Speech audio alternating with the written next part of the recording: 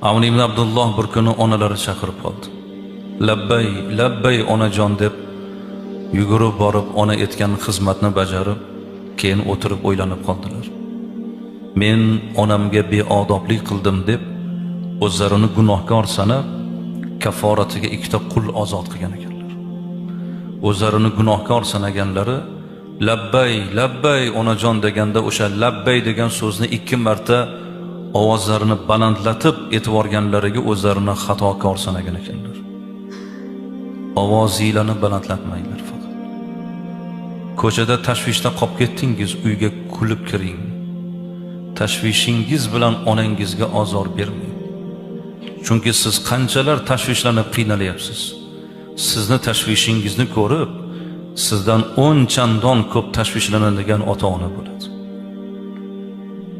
Sizni faqat kulib yurganingizni ko'rsin.